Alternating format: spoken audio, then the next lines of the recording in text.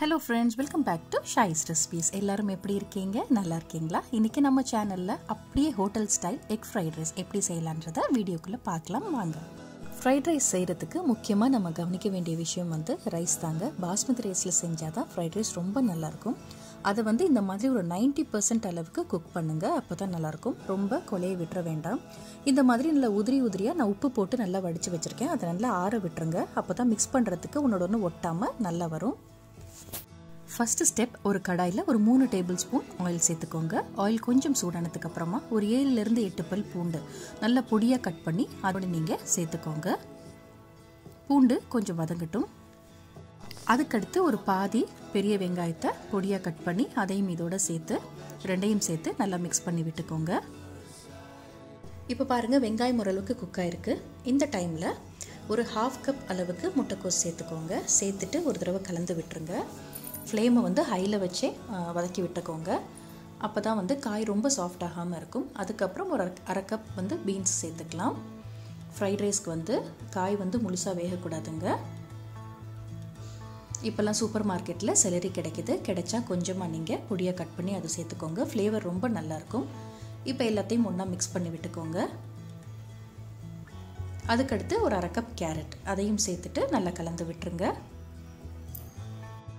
இப்போ காய்கறி எல்லாம் சேர்த்தாச்சு. ஓரளவுக்கு வதங்கிட்டு இருக்கு. கேப்சிகம் இன்னும் சேர்க்கல. கடைசியாக தான் நம்ம குடமிளகாய் சேர்க்கும் போது ஃப்ரைட் ரைஸோட டேஸ்ட் இன்னும் நல்லாயிருக்கும். இப்போ எல்லா காயுமே ஒரு 70% நல்லா வெந்திருக்கு. இப்போ இந்த ஸ்டேஜில் கடைசியாக ஒரு 1/2 கேப்சிகம் நான் கட் பண்ணி வச்சுருக்கேன். இப்போ அதையும் இதோட சேர்த்துக்கலாம். சேர்த்துட்டு நல்லா மிக்ஸ் பண்ணி விட்டுக்கோங்க. இதே மாதிரி நீங்கள் ஃப்ரைட் ரைஸ் செஞ்சு பாருங்கள். உங்கள் வீட்டில் இருக்கவங்க எல்லாருமே விரும்பி சாப்பிடுவாங்க. ரொம்ப ரொம்ப நல்லாயிருக்கும். காயெல்லாம் நல்லா ஓரமாக ஒதுக்கி விட்டுருங்க. சென்டரில் மட்டும் கொஞ்சமாக இடம் விட்டுருங்க. இந்த இடத்துல ஒரு 2 டேபிள் ஸ்பூன் அளவுக்கு ஆயில் சேர்த்துக்கலாம். ஆயில் சேர்த்துட்டு இப்போ நம்ம எக் ஆட் பண்ணிடலாம். நீங்கள் ஃபஸ்ட்டே கூட நீங்கள் எக்கு தனியாக நீங்கள் ஃப்ரை பண்ணி தனியாக வச்சுக்கலாம். ஆனால் இந்த மாதிரி செஞ்சு பாருங்கள், டேஸ்ட் கண்டிப்பாக நல்லாயிருக்கும். இப்போ ஆயிலில் 2 முட்டையை சேர்த்துக்கலாம். நீங்கள் 3 முட்டை கூட நீங்கள் இதோட சேர்த்துக்கலாம். இந்த மாதிரி நல்லா சேர்த்திங்கன்னா காயோட இந்த முட்டை நல்லா சேர்ந்து ரொம்ப டேஸ்ட்டாக இருக்குங்க. முட்டையை நல்லா மிக்ஸ் பண்ணுங்க. முட்டை ஒரு 1/2 குக் ஆகும்போதே நீங்கள் காய்கறியை அதோட சேர்த்துருங்க. சேர்த்துட்டு எல்லாத்தையும் ஒன்றா நல்லா கலந்து விட்டுக்கோங்க. நீங்கள் இந்த மாதிரி கலக்கும் போது இந்த முட்டையோட காய்கறி எல்லாமே சேர்ந்து சாப்பிடும் போது ரொம்ப நல்ல டேஸ்ட்டாக இருக்கும். இப்போ நம்ம இதில் கொஞ்சமாக சோயா சாஸும் கொஞ்சமாக வினிகரும் சேர்க்கலாம். 1/2 டீஸ்பூன் அளவுக்கு சோயா சாஸ் சேர்த்துக்கோங்க. ஒரு 1/2 டீஸ்பூன் அளவுக்கு வினிகர் சேர்த்துக்கோங்க. வினிகர் சேர்க்கும் போது ஃப்ரைட் ரைஸ் ரொம்ப நல்லாயிருக்கும். நீங்கள் இந்த மாதிரி வினிகரும் சேர்த்து பாருங்கள், உங்களுக்கு ரொம்ப பிடிக்கும்.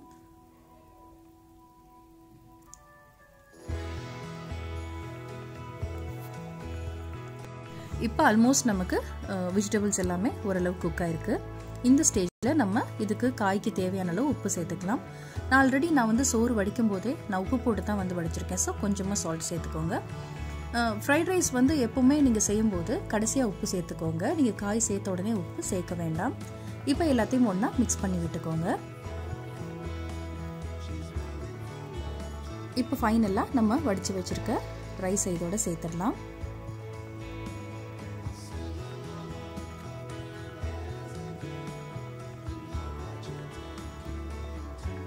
எல்லா ரைஸும் அந்த காய்கறியும் நல்லா செய்கிற மாதிரி நல்லா மிக்ஸ் பண்ணி விட்டுக்கோங்க.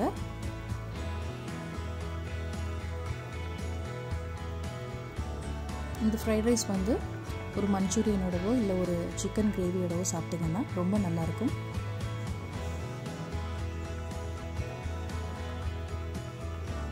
நல்லா மிக்ஸ் பண்ணிவிட்டு கடைசியாக ஒரு டீஸ்பூன் அளவுக்கு பெப்பர் போட்டு நம்ம ஆஃப் பண்ணிடலாம்.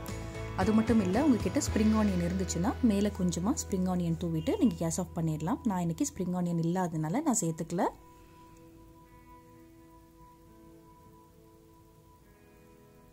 அதனால நான் இப்போ பெப்பர் மட்டும் சேர்த்துருக்கேன். கலந்துட்டு கேஸ் ஆஃப் பண்ணிட்டா சூப்பரான ஃப்ரைட் ரைஸ் ரெடி.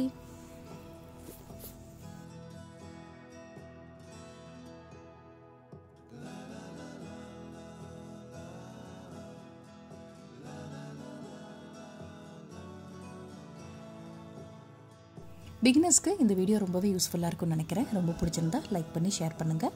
மறக்காமல் நம்ம சேனலை சப்ஸ்கிரைப் பண்ணிவிட்டு பக்கத்தில் இருக்க பெல் ஐக்கானை கிளிக் பண்ணுங்கள். தேங்க்ஸ் ஃபார் வாட்சிங்.